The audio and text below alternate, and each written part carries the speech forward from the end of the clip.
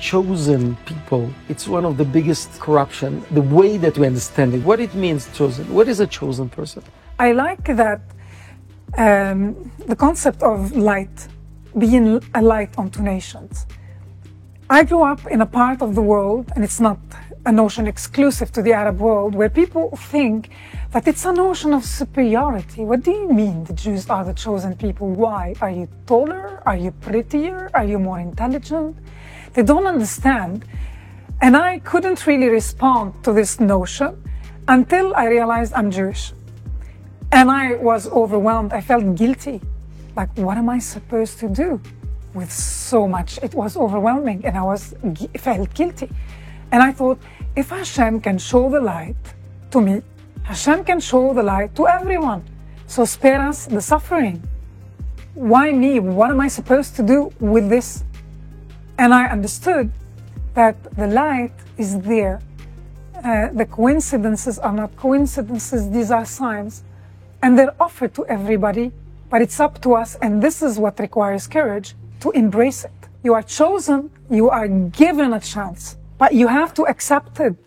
I can appoint you the manager in this enterprise, but you can refuse it. You think, no, it's overwhelming, I'm not fit for the job, it is too much, it requires a lot of sacrifice. But at least you know what is. Yes. Absolutely. And if you accept it, and this is what I understood after going through this myself, as you said, we are just the conductor, like electricity. We have to transmit it, we have to pass it on.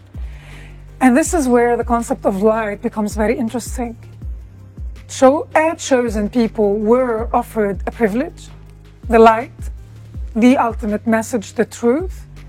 They accepted it with the consequences that come with it and the price you might have to pay.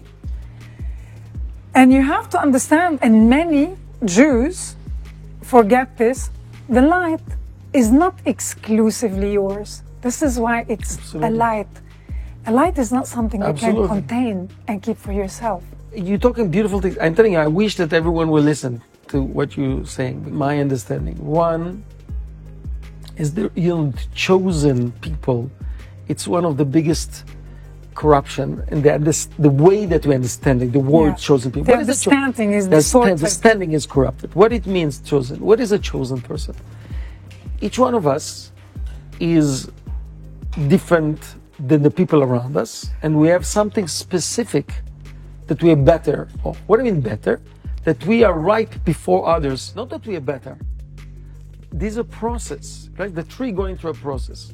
There is certain fruits that are ripe before the other fruits. The one that in the process, their job is to not to be stuck. I'm ripe and I'll be the only one that's ripe. I'm going to help everyone else to become ripe. The chosen means you are like the patriarchs are the chosen for the Israelites in Mount Sinai. They become united, which is really the whole thing is to become united, so they become all like prophets, like art. You have an inspiration. You got divine inspiration. Okay, this is very powerful. But why? Because they were together. Eventually, the whole world will be together. So, though the patriarchs are the chosen for the Israelites in Mount Sinai, and the Israelites in Mount Sinai are the chosen for the rest of the world, but not because they're better, the other way around. It's all the same. It's all equal.